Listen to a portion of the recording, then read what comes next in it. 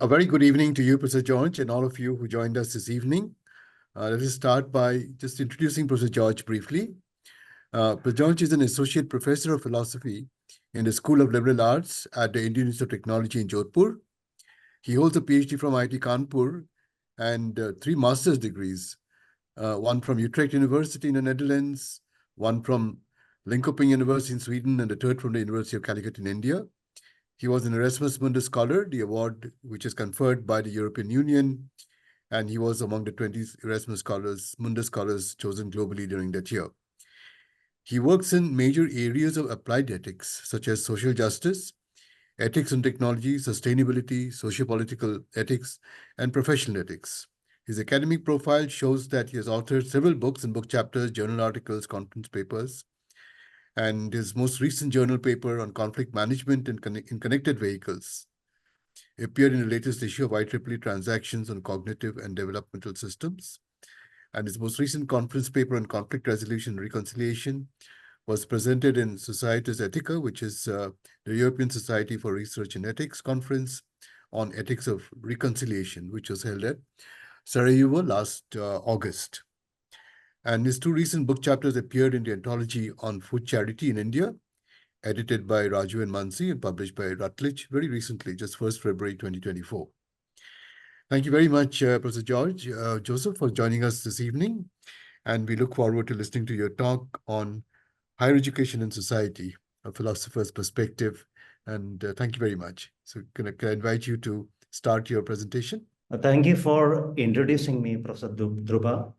And this is a beautiful picture from IIT Jodhpur, and we call the pearl in the desert. And as you could see, it's a beautiful campus. And when you come at the entrance of the institute, you could see the picture here, which I have mentioned, the statue. We call it a brain tree. And here we could see that symbolically we explain it.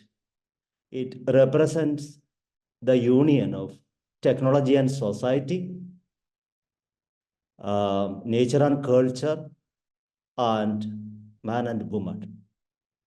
So when you look at the pages of National Education Policy 2020, we could see a lot of glimpses through that. And I'm sure that maybe my voice may be a bit different from the voice you have heard so far.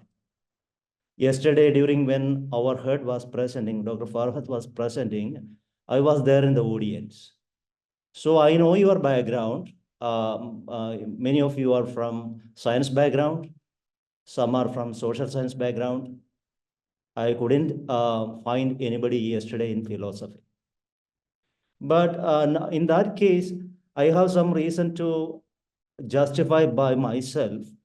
And well before that, as a quote, I would cite Gandhi's words: by education, I mean an all-round drawing out of the best in child and man in body, mind, and spirit.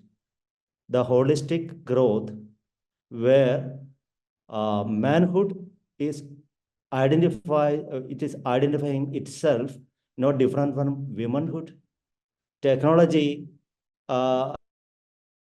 it admits its obligation and imperative towards society, and culture should be in harmony with nature. So the holistic framework is repeatedly articulated by new education policy.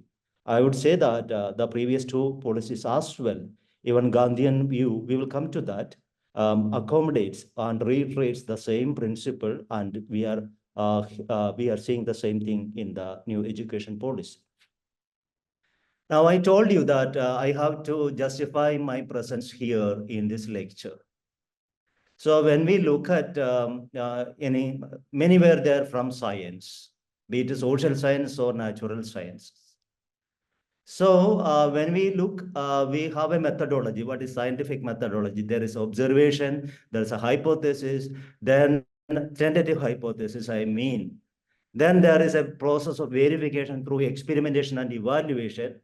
And during that evaluation, if our hypothesis is found wrong, we go back to the previous hypothesis and make a new hypothesis and repeat the same procedure.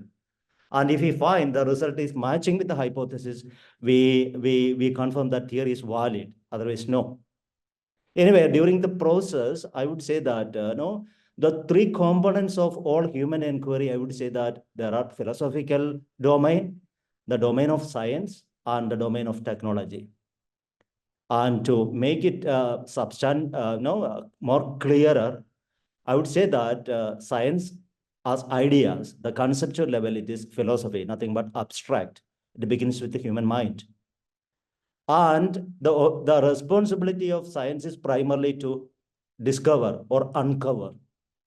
It doesn't create anything new, but it reveals the true nature of things.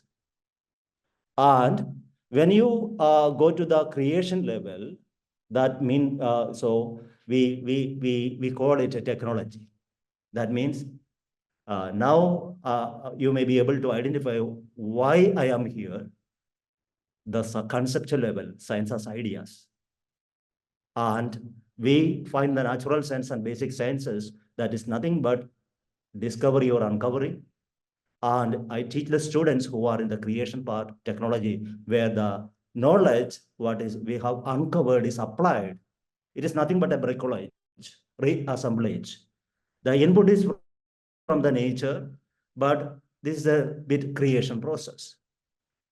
So the task of here, the task identifying, explaining, and emancipating. When we look at the whole procedure of knowledge and education, I will take you slowly to the domain of higher education. So at the level of philosophy, we identify the problems. That is nothing but conceptual problems, the hypothesis. And science explains why it happens. Why all apples are falling downwards, not upwards. They are not shooting upwards. And then the role of technology is for, I would say that it is emancipation, liberation from the clutches. We know what is the problem and we know why that is and how we can liberate ourselves from the scenario. So here, I would say that higher education is largely focusing the emancipatory role. You should say that, you should think that I am from a philosophical background. So I am going to the basic questions and why education at all and why higher education at all. So I would say that here, the role of the triad, all the three parts are to be clubbed here. The primarily we have to understand what is the problem, identifying the problem at the conceptual level, and uncovering the realities that are behind, underlying the deep structure, that structure of nature, that we call it a science. And then we have our solution. There are problems and solutions. I remember that Professor Talukdar was talking the same topic in the second day, and I was there in that group. And he was focusing on the role of education to solve particular problems. So, being a faculty of engineering institute, one of the allied higher education institutes, I will take you slowly to the third domain, where the emancipation, I would say, and I am coming back to your domain, that means basic sciences and social sciences people, when we talk about the need and the urgency of the hour of educational institutions solving the problems of humanity. And here it is not only basic problems and primary problems. And why it should be focusing on the emancipatory task, because there are reasons and for the advanced stages as well. So once again, I repeat, the graph, the picture which here shows the three responsibilities of all inquiry, especially in the higher education domain. The first is to identifying the problem, and we have basic questions, philosophical questions.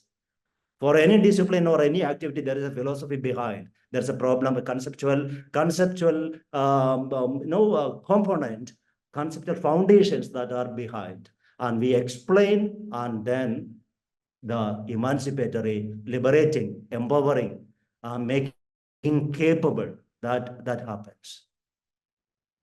And higher education is to harmonize the three tasks to identifying, explaining, and emancipating. And the arrow in the previous slide, it was primarily focusing to the third component. So when we look now, I have reverted the whole entire procedure where you can see that the smaller domain is application technology, and we have scientific account that are leading to technology, because technology is built on scientific explanations, and primarily these scientific accounts and technological explanations are nothing but moved or anchored on socio-philosophic account. We have to identify the problem, and we have to clarify the details. And it is a task of philosophy to identify pseudo problems. So certain problems are not genuine. And then it is a task of philosophers to clear it, whether it is a pseudo problem or apparent problem, whether it should be discarded or should be given priority. And detect pseudosciences and pseudo technologies, recognize social preferences and values, and learn from the mistakes committed by the earlier generations and earlier thinking pattern. And again, futuristic orientation to mold the society in such a way that it is sustainable and better sustainable and accountable. This is the task which is to be performed and expected from the higher education institutions. For sure, they are applicable to education at large. But according to the new education policy, a lot of emphasis is given to that part when you speak about higher education in the document. And this bigger responsibility, as the figure shows, it is quite big in comparison to the other issues that are in front of the our table. And now I have mentioned we have a responsibility to identify actual problems and pseudo problems. And since no, I found some figures were blinking. That means somebody's screens were blinking. Anybody, could you please confirm that yeah, my voice and screen is accessible to you? It is perfectly okay. Yes, sir. Okay, thank you very much. So now you may be wondering why I have mentioned that it is the duty of the social sciences and philosophical explanations to identify what is actual account and pseudo account. Many times even very much ambitious language, technology and higher educations terms will present in front of you. Maybe, for example, genetic engineering. It is nothing but we are just modifying certain gene components. It is nothing like a civil engineering or electrical engineering. Or there are ambitious goals and technologies that are presented as promising candidate. Now here, as you can see in my screen, I am taking a case of solar energy technology, which the country and the whole international community is aggressively pursuing. Of course, it is a solar city, it's a sun city from which I am talking to you, Jodhpur. Though I am just now out of city, I am talking to you from Rohtak, but so this is sun city is Jodhpur. So many times a lot of energy recommendations are happening from higher engineering domain, people like experts, engineers and technocrats. And we have ambitious expectations because we have growing energy demand, and we know that the fossil fuels are depleting, and game cannot continue like that. So we have a promising nature of renewable energy source from solar, avoiding fossil fuel consumption, reducing carbon footprints, and managing climate change emergency. It is not only climate change problem, it is a crisis or emergency. And the concerns that are under so if at all we say that we believe that the so-called solar energy is carbon neutral, it is not carbon neutral as well, because the process and products that are used, when we compare with hydroelectric generation, solar energy technology is not that carbon neutral. And the waste disposal, life and everything is in question. And even a bird, if it sits on solar panel, the energy supply is disrupted. It is not, even if Sun City, Jodhpur is a Sun City, it doesn't mean that solar generation ke liye we need a lot of intensity. Maybe other countries like no European countries like Italy or no maybe other parts of the globe maybe having a better advantage for having, at least they have sunlight. This much pollution and instability and fluctuation and the no the so-called no in that uncertainty that are surmounting amount around solar energy generation, but people don't talk about that.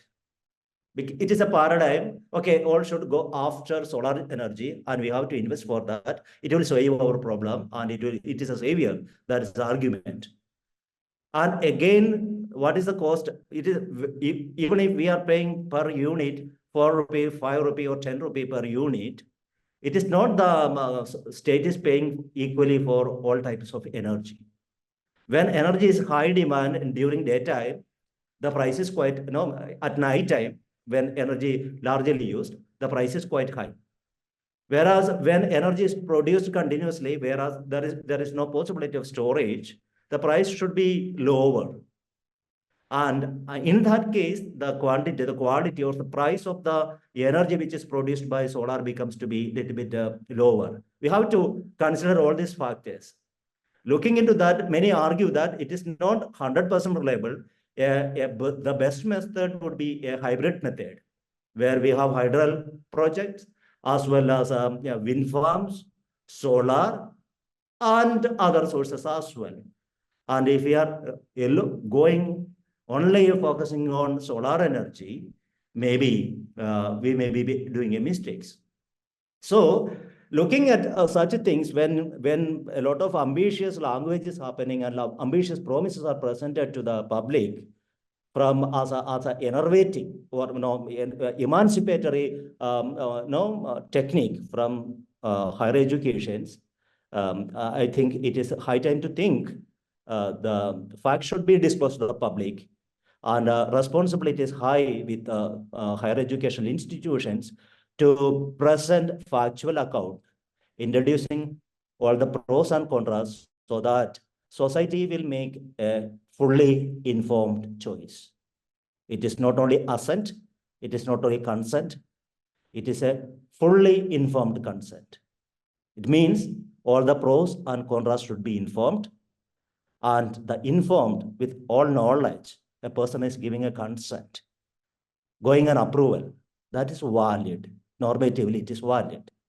So the responsibility of higher education in this regard, when emancipatory or liberating or empowering attempts are expected from higher educations, it is high time to think that the information, full information, should reach the public.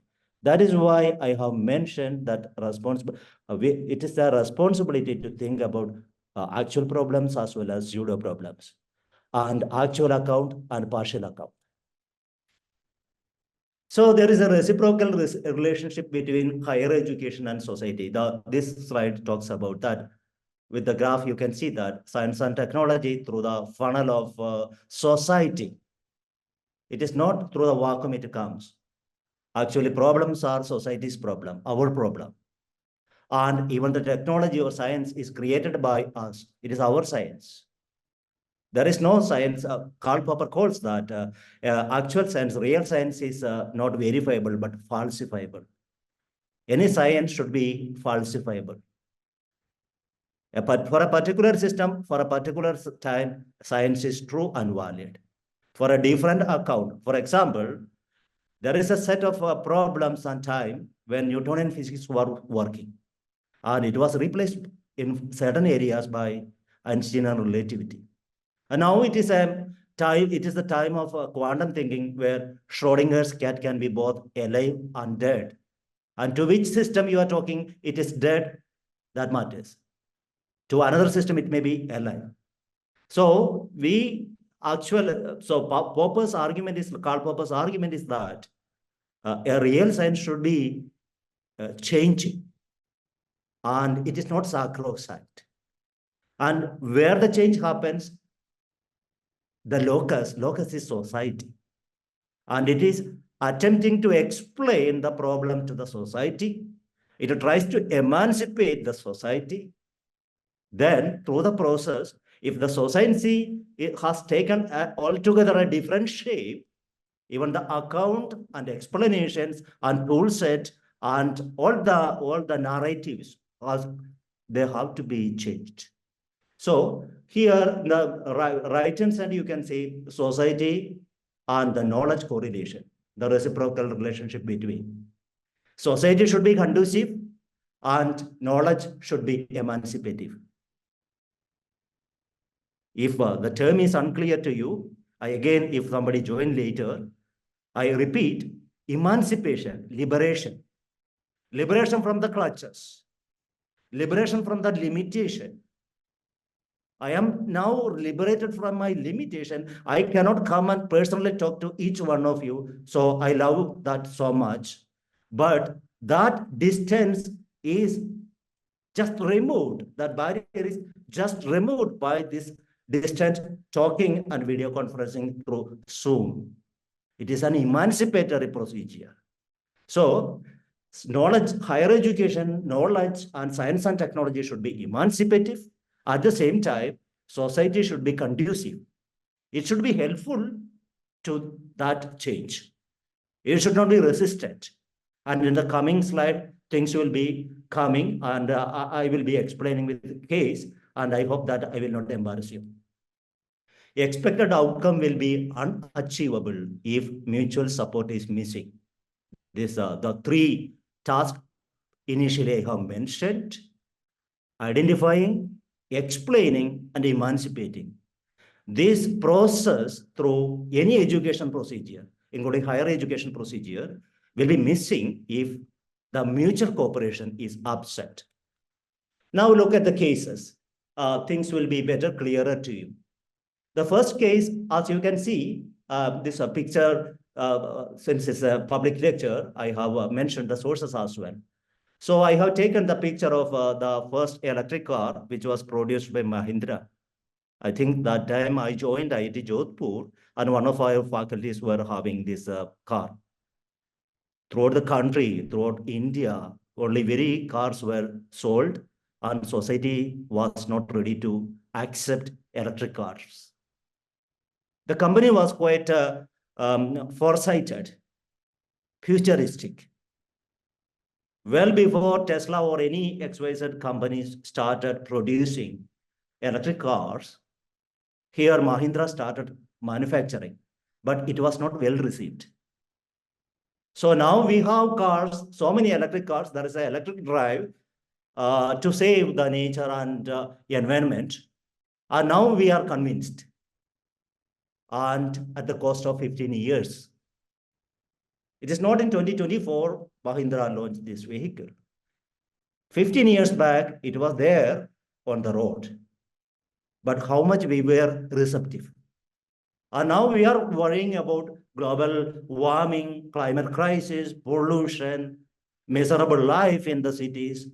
And when a visionary institution was offering a solution, society was not conducive. Likewise, second case, knowledge should be emancipative. So this is a classical case of Long Island Bridge. If you surf in internet, you can see. It was built by Robert Moses, who's a well-popular architect.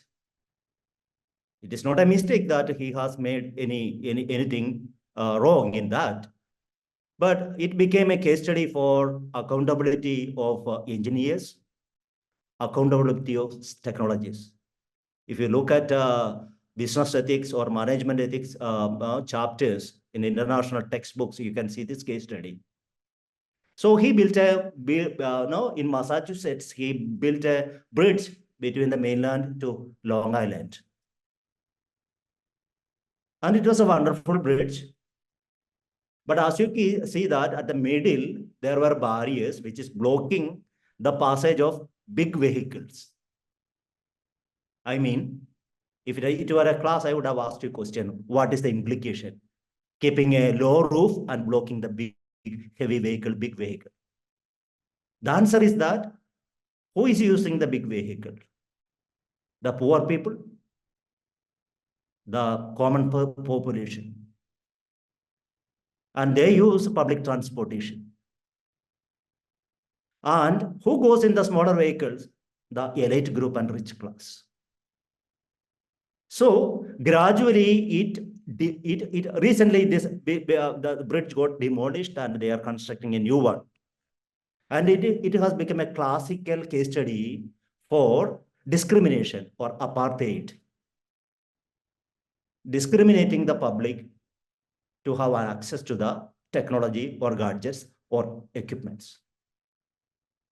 Now, I think you must be able to get a clear picture why I told that society should be conducive and knowledge should be emancipative. It should not be a model, a tool for suppression or oppression. So knowledge should be liberating humanity from the clutches. At the same time, society should be able to accommodate and welcome the technological advantages that are offered by higher education institutions. Now, look at the two views of progress I have compared. When you know, slowly we are going to the hardcore proposals of new education policies. I am preparing the platform. I have started with the triad: philosophy, science, and technology triad. The thinking pattern, explaining pattern, application pattern. Then I told that there is a responsibility from society, social scientists, and philosophers to explain in full so that the public will be able to make fully informed choices. And we have seen that there is a correlation between mutual harmony there should be between society and knowledge systems. Knowledge system, higher education system should be emancipatory. At the same time, society should be accommodative, conducive. Even if I talk for 1 hour about traffic rules to you, when you go out and when you drive, the public and the system should be conducive, helpful to practice that traffic rule. If everybody is violating, you will be compelled for your life's sake to violate that. This is the problem which I have mentioned. And now just move to the idea of progress. What is the earlier view of progress and what is the present view of progress? Earlier view of progress was focusing on three helix system: state, industry, and technology. Social progress and social development was explained in terms of the responsibility of state and industry and technology. Now, in the present view, as you can see in the violet letters, nature and society also emerges. The society, earlier state, it is a political machinery, industry, producer, and technology, the knowledge part. And they determine the progress. Now, there is a common agreement to believe that we have to consider two bigger components as well: nature and society.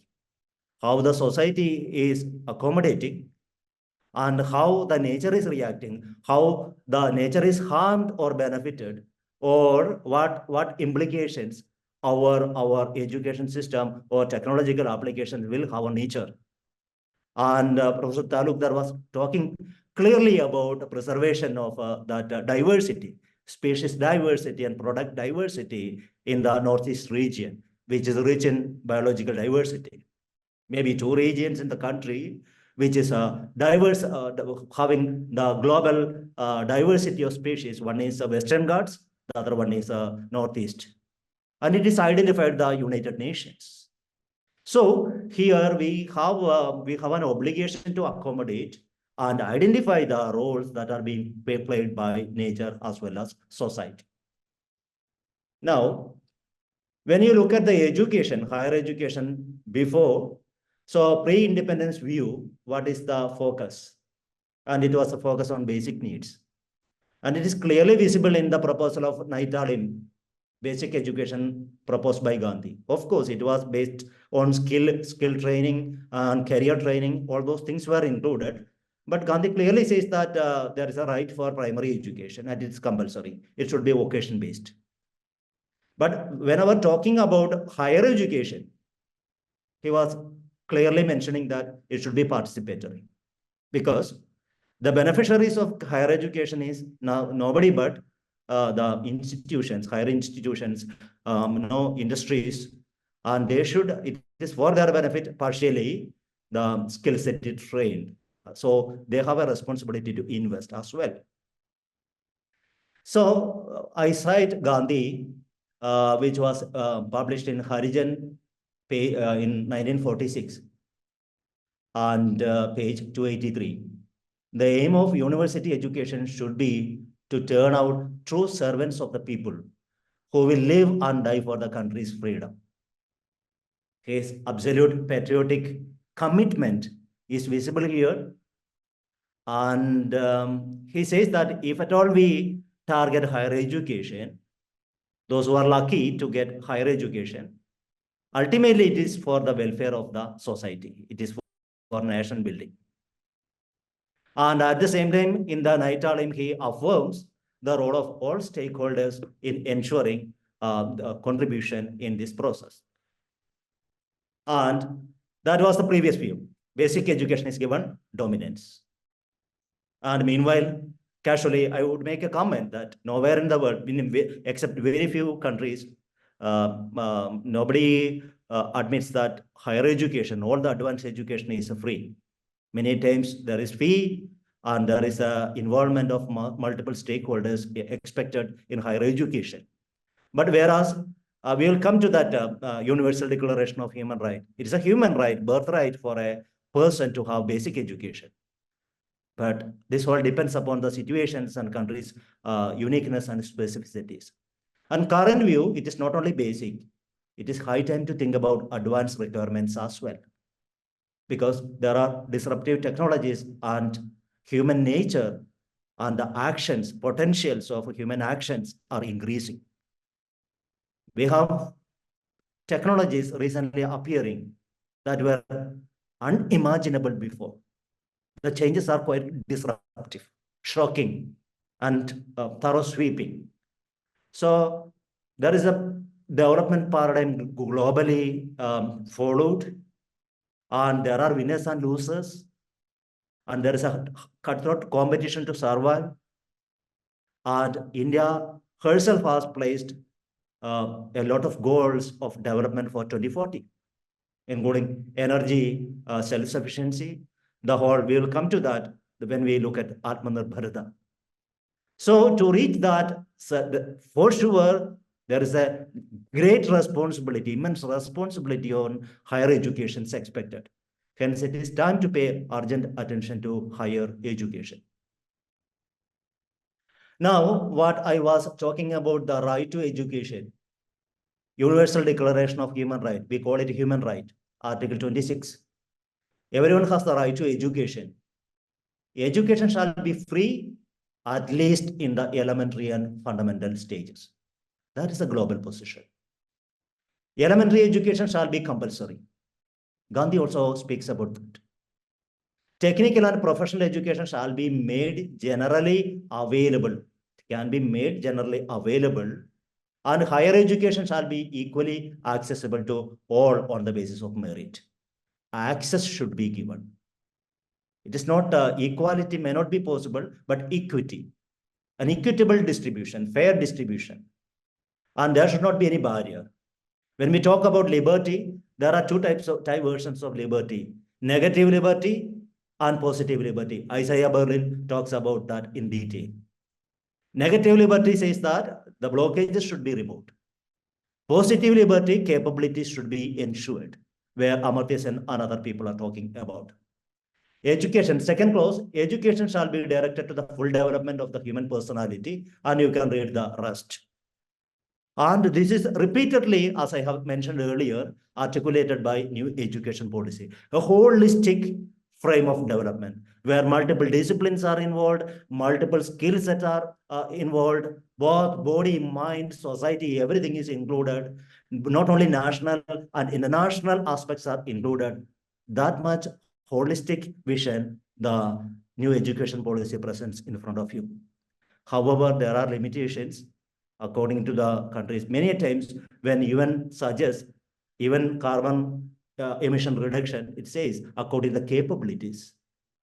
All nations have responsibility, but it cannot be equally. It is not possible to ask everybody, a poor country or developing country, to reduce carbon to this level when a affluent country, rich country is enjoying better. So at the same time, we know that we have an obligation. That is why we have mentioned affirmative actions to bring the weaker section to the forefront, or a disadvantaged group to the forefront. Economically disadvantaged, socially, culturally disadvantaged people should get extra attention in the higher education. This message is clear in all education policies such as 1968, 86, and now 2020. Unanimously. Even well before that, Gandhian dictum, it also speaks about that. So the global position also, supports our view, which is proposed in new education policy in 2020. It clearly says the full development of a person and the accessibility. Now, when you look at higher education, this is I told you I am quite through the document. These are the major points I could make out from a quick read, for your quick understanding. The holistic development of persons, it is mentioned in point 9, 1 to 3 and 11, 1 to 12. And the responsibility of solving society's problems, 9, 1 and 2. Improving the quality, 10, 1 to 6, 13, 1, 7, 16, 1, 8. Our new education focuses on multidisciplinarity. The point 10 gives a detailed presentation. In the higher education section, you can read that. And the public-private partnership, that is again articulated in 10.9. Optimal learning environment for students and teachers. And the faculty development program, the lecture which you are attending right now is an act of that optimization. And we will come to that, how to make ourselves not obsolete, outdated, but updated. That is why these all mechanisms are happening. Optimal learning environment for faculty and students, autonomy and regulation, how they should be regulated, how much autonomy is expected, and inclusive and outreaching to the weaker sections and disadvantaged populations through multiple channels. That is mentioned in 10.8 and again in 14. And internationalization, 12, 7 to 9 points. So when you look, this is a holistic picture about higher education mentioned in NEP. And when you look at that, our arguments were right. And our policy formulators were quite foresighted. And they know the real problem, and they know that what is the responsibility expected from higher educations, of which we all are members. Now, the need of higher education. It is no more argued that we have just a subsistence economy concept, just meeting basic needs. And we know that there is an exponential growth which is taking place globally, and India cannot be a backward country. And we have the responsibility to mold and shape people for the changing world and changing requirements. But at the same time, we know that all changes are not good. All stains are not good. All mutations are not good. Nature selectively chooses a particular mutation which is favorable for that species. And we do a lot of changes We know that certain changes may be. So it needs a lot of wisdom, and it is a responsibility of advanced discussions and educational institutions to pitch the ground and explain in detail. And it is high time to think about turning to harmony with nature and safeguarding indigenous resources and using traditional wisdom. So our species diversity, our wealth, richness, advantages, we have a responsibility not to get it lost in this transition. We have a responsibility to safeguard it, protect it, and maybe able to update it further. Some of these components will be discussed, when we go ahead again. Now, I'm talking about higher education and the imperative of collective survival. I have used a ethicist language. Primarily, I work in the area of ethics. That is why imperative means obligation. In language, we have a declarative statement, indicative statement, imperative statement, interrogative statement, asking a question in interrogation. Imperative, I should, I must, you should. This should is connoted by imperative. So we have an obligation, higher education, and the obligation of a collective survival. So we have an obligation to make weaker institutions stronger. Point number 10, 12, and 16.7 affirms that obligation of higher education institutions. That is why people working higher education, they are duty bound. You know that even in the previous education policies as well, the cluster system, education cluster system was suggested. Under the umbrella shape, under the umbrella, many smaller institutions, and they are again supportive institutions. And there will be, all will be guardians and watchdogs or guides to the weaker sessions. So this is no expectation from the education policy makers over higher education institutions. You should be light pillars. You should be guides, and you should be forerunners. You should extend your helping hand to the weaker sessions. So it's again focusing on outcome-oriented funding strategy. Recent years, we could see in the IT system and other things, they look at first installment they give to the competitors, and after a time they assess, and the remaining installment and everything, if they are performing, the performance is calculated. It is no more that there are freebies. You have to showcase your outcome, be it publication or patent or products or business presence, whatever be. It is not that a theory, textbook-based outcome. We have an obligation to bring to, or go back to the previous concept. We have to emancipate the society. Emancipate. So encouraging joint projects and missions, usually higher education systems today, these years, they are quite pressurized to include other institutes as well. And rather than applying for a single project, they expect collaborative work, including, in that case, if they have a visionary approach, they can include weaker sessions and weaker institutions as well. Now, as you can see, the logo shows the logo is from Atmanirbhar Bharat. Role of higher education institution in the pursuit of self-reliance and progress. IITs have the fourth ranking in entrepreneurship, along with Stanford and Harvard. One of our elite institution is IIT. And whatever startup happened recently, there's an enormous growth of startups. And some may survive, some may perish, that we understand. But globally, it is conceived that we are not bad. And when you go ahead, we will be proud to see that this concept of Atmanirbharta is nothing wrong. We are in the right track. So we are able to meet domestic needs, and we have global presence.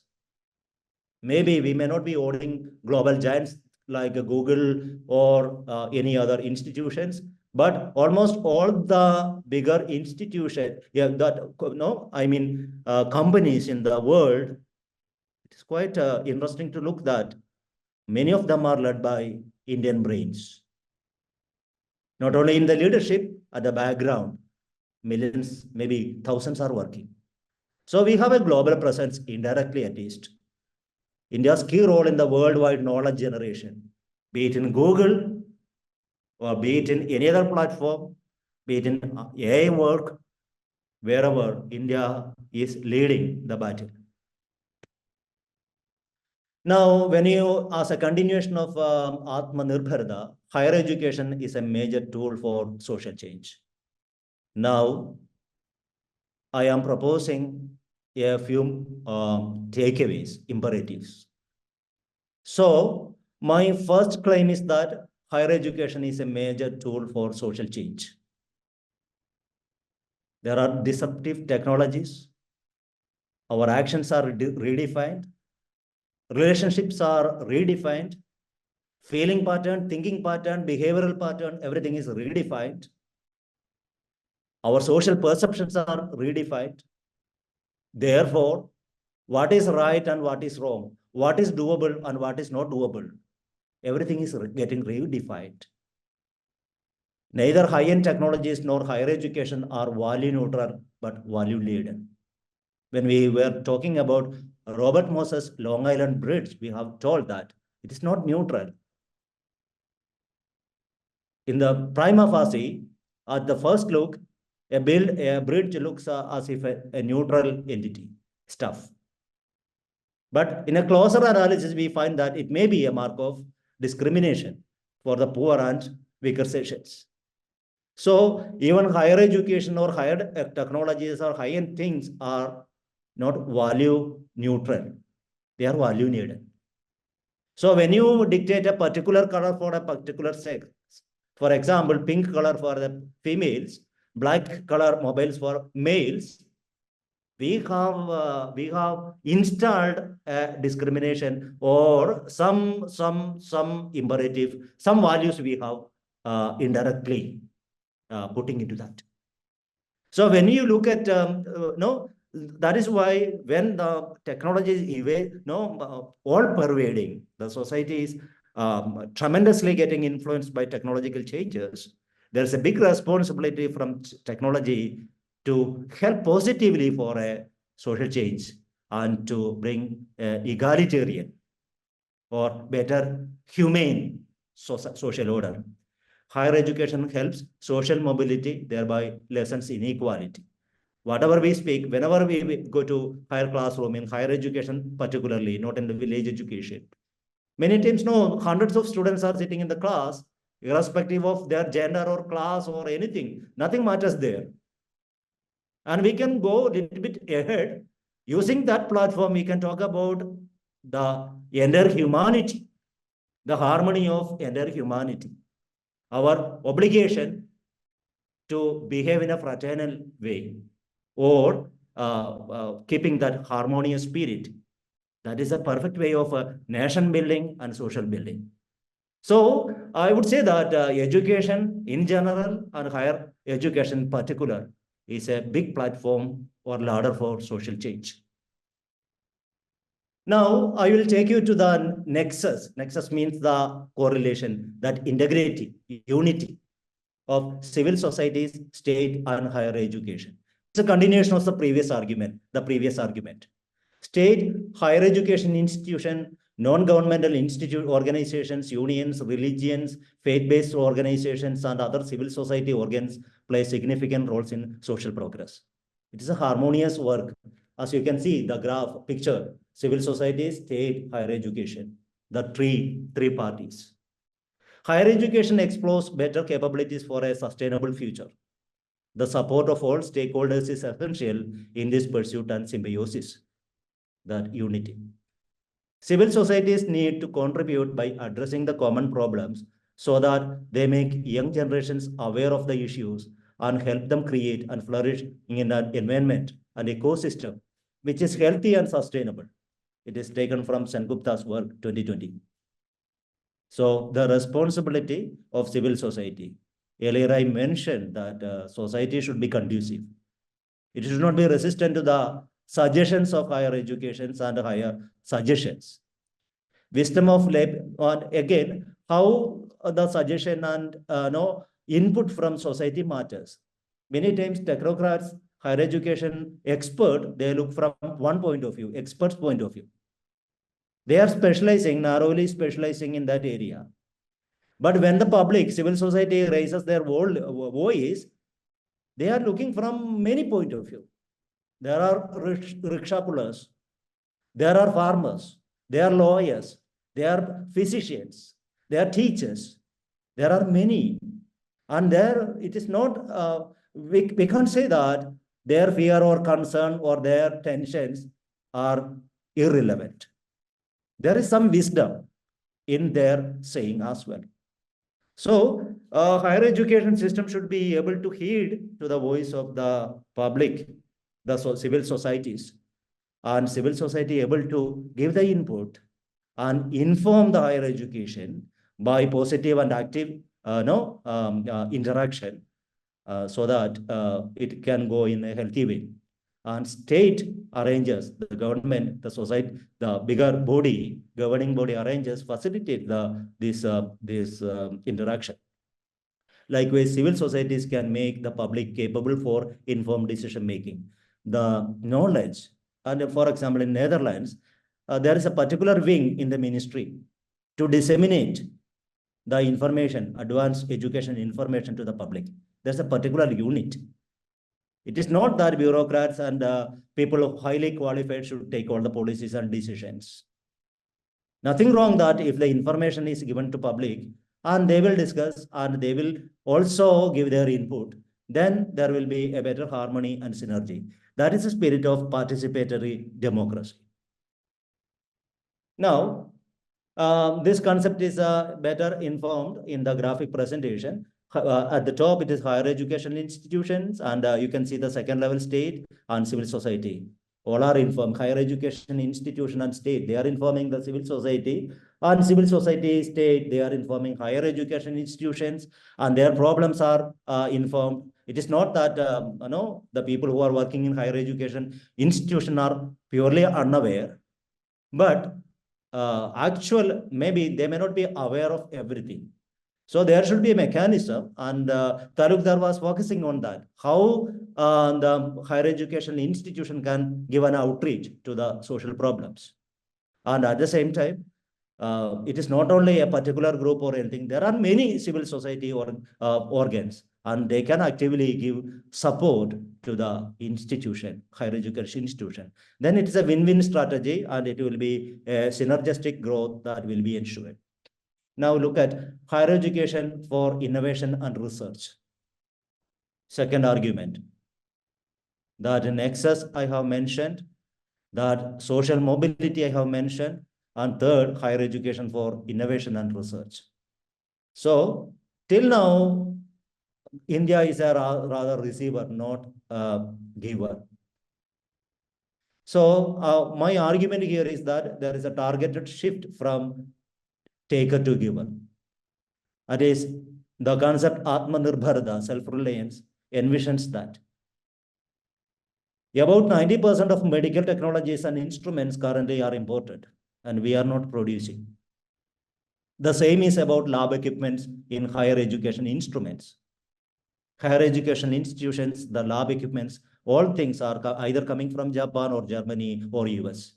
And if anything goes bad, we have to call them from that. And again, we have to spend much.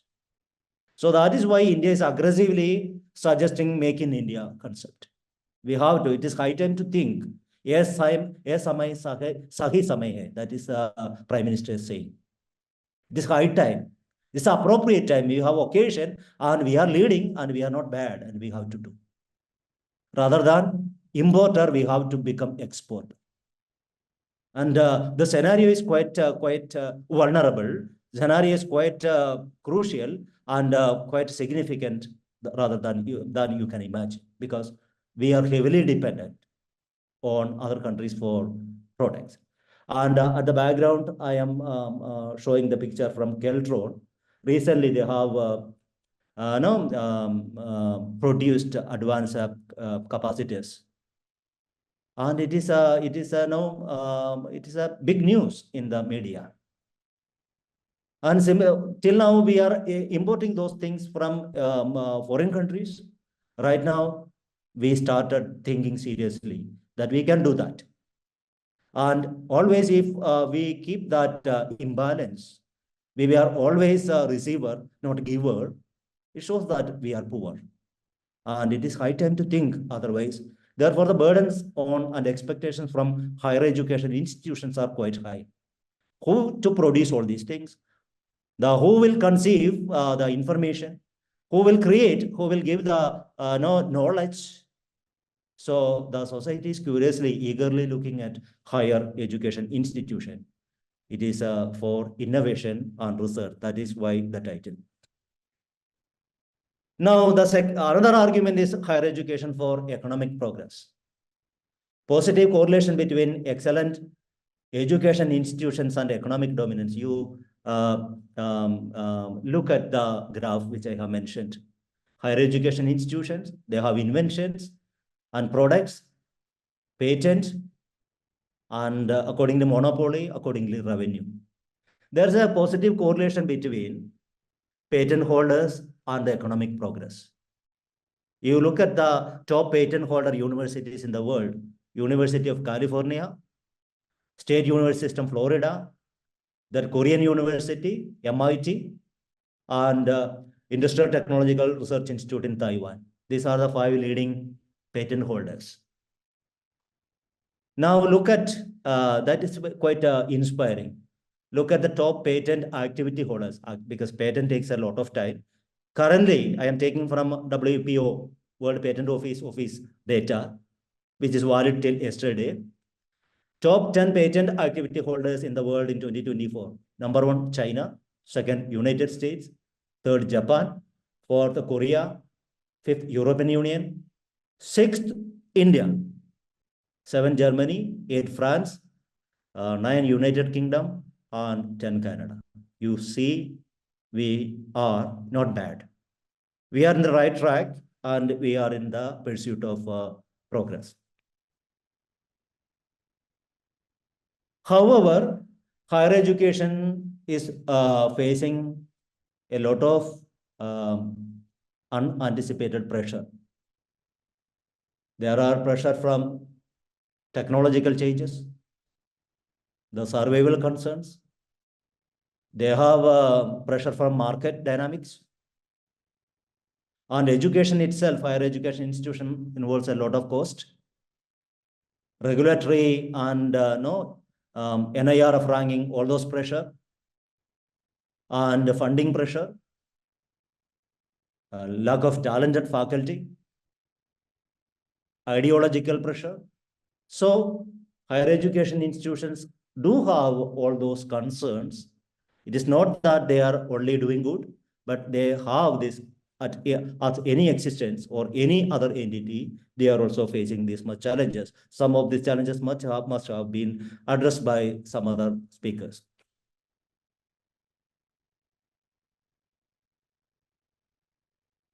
So the next slide, that was a typo, the slide which appeared earlier. Now, the next discussion, higher education, a window to global horizons. You can see that it prepares one for a long journey beyond horizons, beyond the boundaries of nation, contributing to the global knowledge capital through different channels, be it working in Google or Microsoft or whatever, solving problems essentially global, and giving and taking. Now, I would like to draw your attention to the idea, higher education for cultural sharing and mutual enrichment globally. Diving deep into one's own cultural heritage, unless otherwise we know our culture, we cannot love that. So the more we know, we have a responsibility to go even deeper and deeper. On higher education, as per the new education policy, it clearly states the responsibility of higher education to pay multidisciplinary perspective and explore the cultural heritage of the country. It would help us appreciating other cultures, learning to live in the pluralistic world of multiplicity, sharing our wisdom and incorporating good components from others as well, even learning from others' mistakes. In the pursuit of progress and emancipation, many have committed blunders. And it is time to think, learn from their mistakes so that the same mistake cannot be repeated. Here, world is quite looking at India like as developing country, because it is not possible for the developed countries to undo the harms they have committed to the society and nature. But we are just now in the process of development, and if we opt for cleaner strategies and cleaner positions, it will be for the benefit of the whole entire humanity. So again, finally, working for harmony and synergy in the globe. Higher education for a forum for keeping you relevant, not outdated. Here I cite IEEE code. Many of you may be members of IEEE. And code number 6 clearly says that the professional has an obligation to maintain and improve technical competence and to undertake technological tasks for others only if qualified by training or experience. The later part you ignore. We have an obligation to update, be it ACM code of conduct, ATP code of conduct, WFO code of conduct, IEEE code of conduct. Unanimously, they say that we have an obligation to keep ourselves updated, not obsolete. We cannot work with the same teaching note forever. We have to know what is the state of the art techniques and information. The duty to keep professionals to be updated and lifelong learning and higher education and events such as this lecture which is happening is nothing but a chances for keeping ourselves updated. And finally, no, not finally, and next, higher education for nation building. Nation building by higher education, that is articulated in point 9, 1 and 2. Civic involvement activity support to the democratic system is expected by that process. That is clearly articulated. So here I am talking about the idea of nation building from three thinkers' point of view. When you look at the Greek culture, Plato clearly says that philosopher should be the ruler. He identifies three types of ruling system: ruling by one, ruling by a few, ruling by many. All are okay. The good ruling system by a person is a monarchy. Its perverted form is tyranny. A tyrant is ruling. The second, if a few people, good people are ruling, it is aristocracy. Its perverted form is oligarchy. And similarly, ruled by everybody, if it's a chaotic mob rule, it happens, it's democracy. Enlightened population, informed population, they are ruling themselves. It is a polity. This idea in a republic and in the world of the concept of utopia, Plato says. In that context, he says that the person should be, ruler should be wise. So the idea should govern us. So education is the wisdom. Wisdom is the component of the ruler. It should be a wise king. And from where we receive wisdom? It is from advanced studies, study after study, again, lifelong study. Here, education, higher education institutions do have a role to play to keep the people well equipped for their discharging their civic responsibilities. So the same thing is articulated by Gandhi. Education is human making.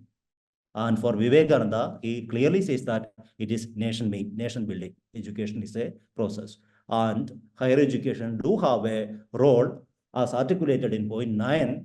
It is clearly stated in NEP. Now, higher education for ensuring social justice. I will not take more time. Maybe another 5 minutes I will wind up.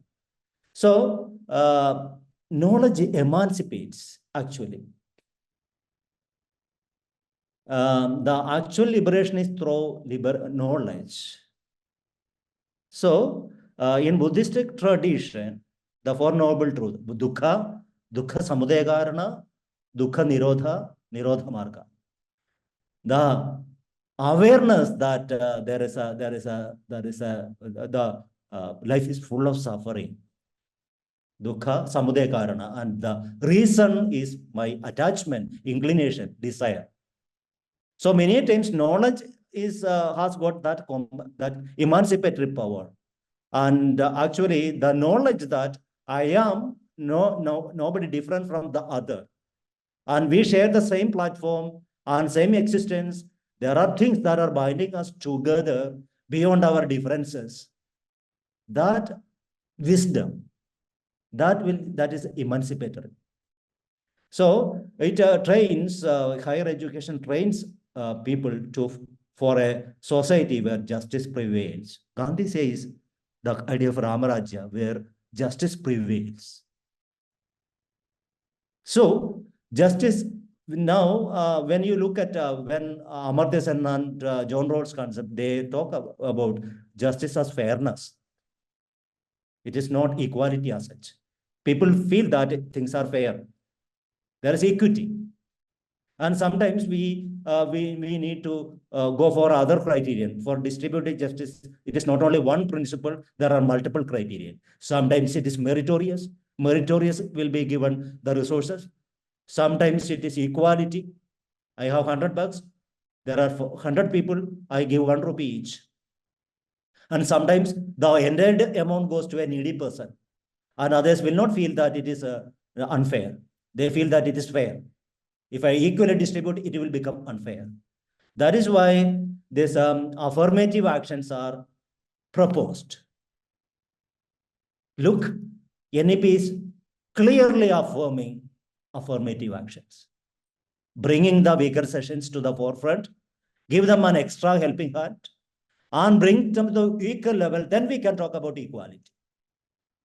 So it happens all throughout the world. There are different ways of proposing affirmative actions, and the inequality that is prevailing in the Indian society, the policymakers are quite aware of that. That is why they are saying that proposing affirmative actions and giving an extra hand and helping to the afflicted institutions as well as disadvantaged populations.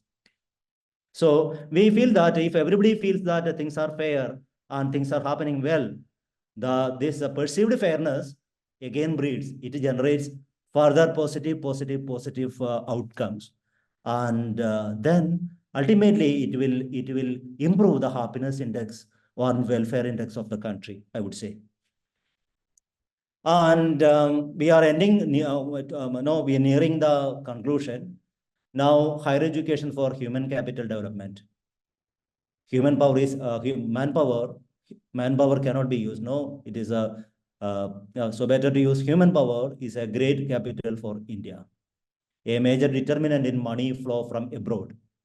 And we have better capabilities and skill sets that help to compete in the global market. And it is a responsibility of higher education institutions to train the population in that line, preparing with the skill sets that are expected by the global market and global institutions and global other agencies. And NEP 12 and 16 clearly affirms, draws our attention to the human capital development responsibility. And maybe it is the last slide, higher education for capability building. And capability means it is equalized internationally to Amartya Sen. So maybe for that reason, many of you may be aware of the idea capability.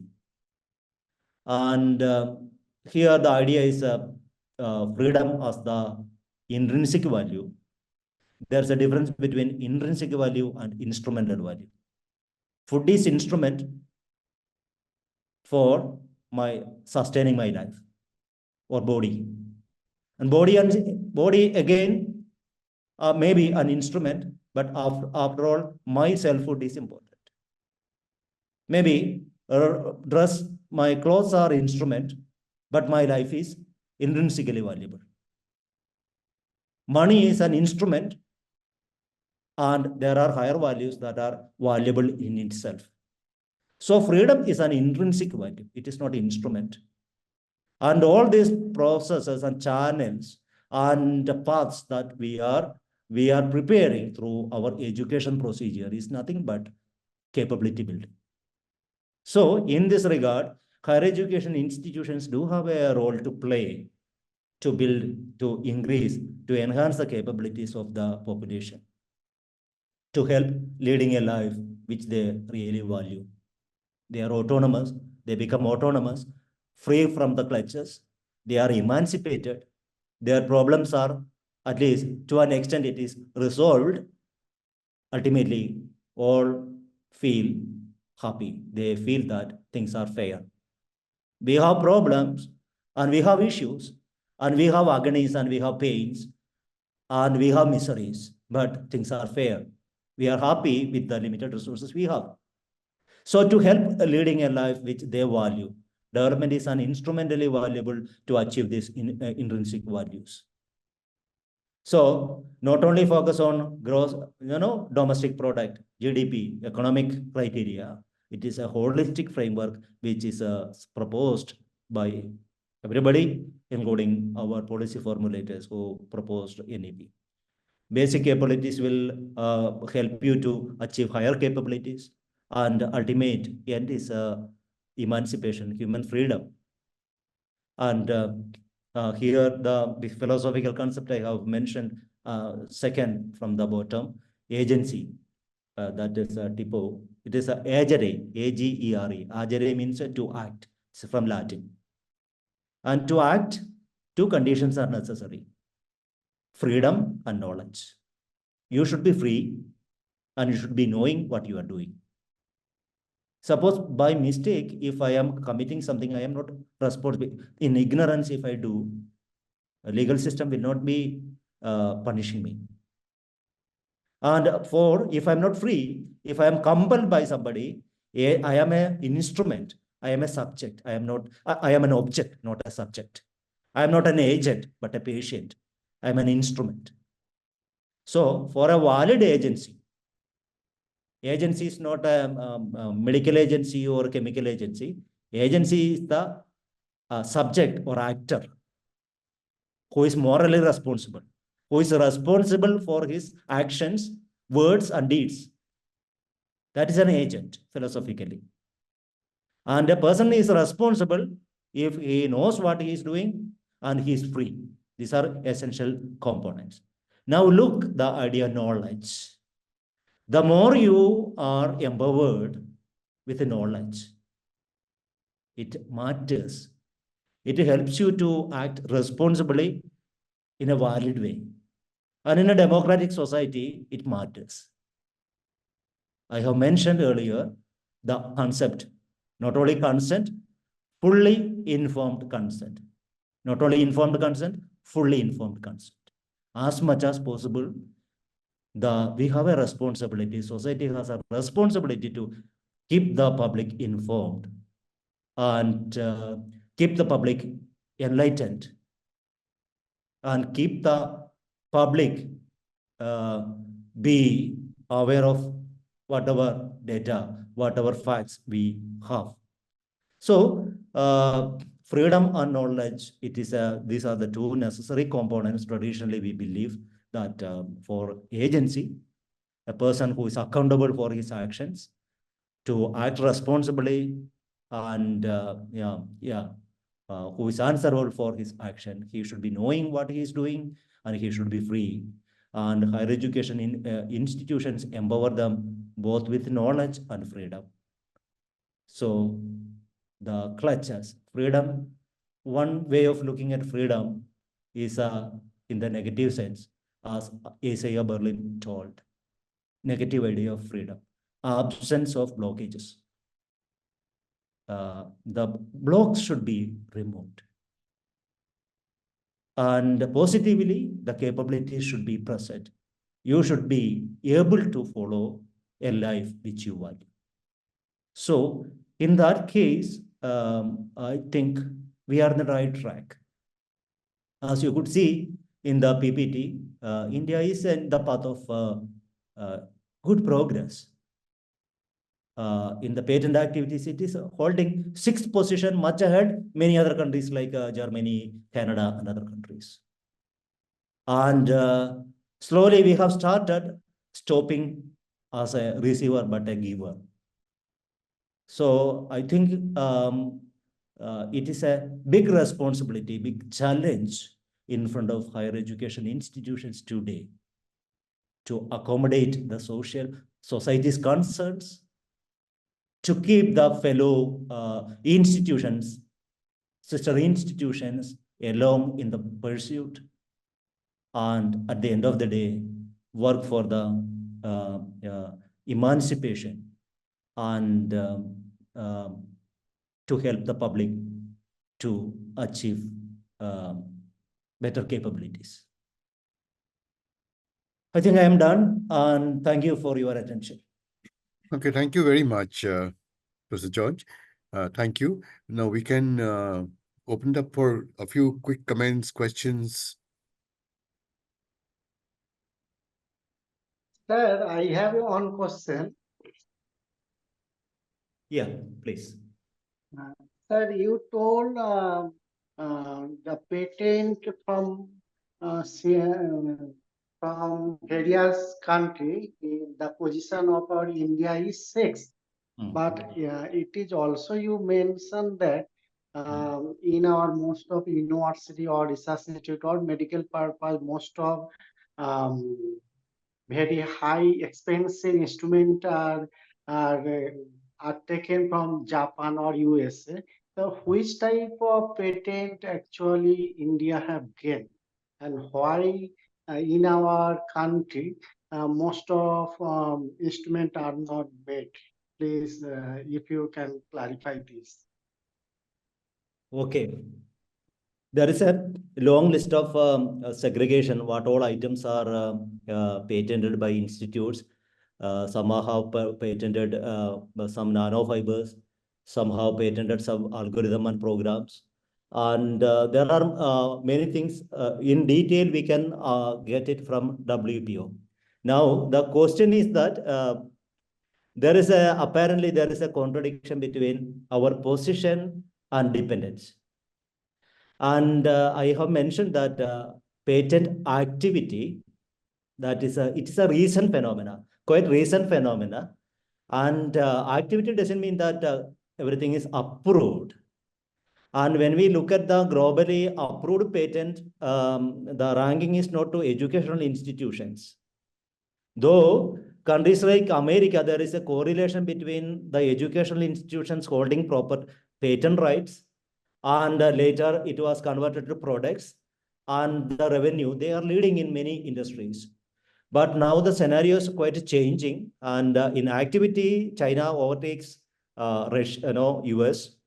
And however, the product equipments, that is why we are still lagging in producing equipments, and they are in the patented domain by others.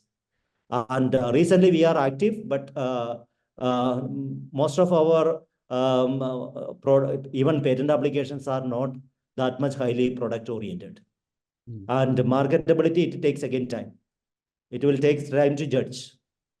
So we are not, till now, we are dependent on others for anything, because even if we produce equipments, it will take time for establishing its credentials and credibility. Given a choice, the experts in the domain, they prefer a better, reliable gadget than depending on a newly launched product. So we have marketplace like GEM and everywhere. We have to go for a configuration. We cannot make out brands, or we have to go for lower price. But people overruled that, requesting the specific requirement and reliability. That matters. So, Actually, Dr. Mullah, I think you should also realize that not every patent leads to a marketable product. yeah, It's only a small fraction that leads to a product which is actually, meets the market and society accepts it and finds it useful. Because any new thing you create, you can patent, but whether it is actually used is another matter. and marketable.